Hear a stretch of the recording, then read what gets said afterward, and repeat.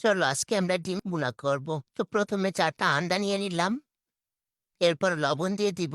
এখন বললো না লবণ দিছে কে? হে, লবণ কে দেয়? জীবনও দেখি নাই। শোনো, লবণ দিলে ডিমের খোসা খুব সহজেই উঠে যায়, বুঝছো?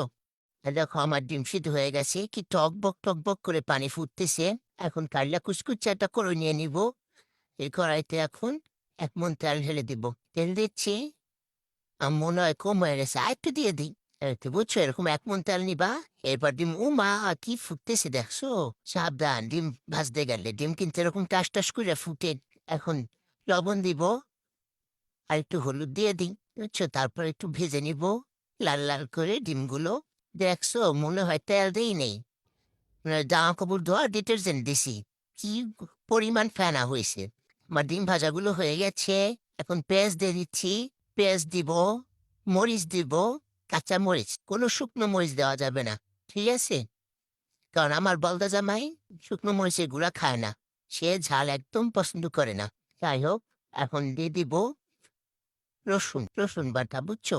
অল্প দিও, বেশি দিও না। মশলা কম খায় বলো, যত কম খাবার শরীরের জন্য তত ভালো।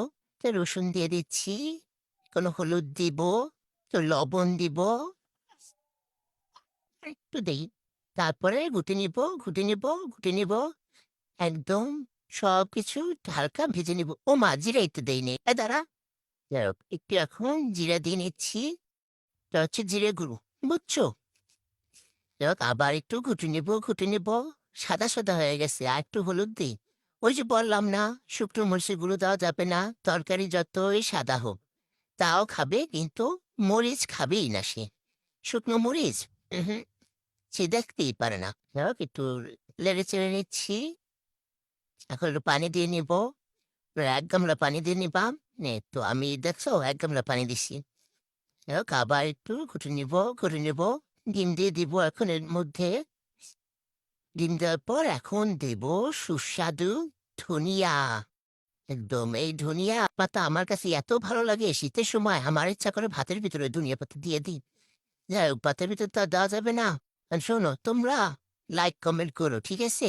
এই যদি লাইক কমেন্ট না করো, তাহলে এই ঠান্ডায় তোমাদের শরীরে ঠান্ডা পানি দিয়ে দিব একদম। এই দেখো, জাদুর মশলা দিচ্ছি। এই মশলা দিলে তোমার জামাই তোমার কথায় উঠবোস করবে, তুমি যা বলবা তাই শুনবে, ঠিক আছে? তোমরা যদি জানতে চাও এটা কি মশলা, তাহলে আমাকে কমেন্ট করে জানাও।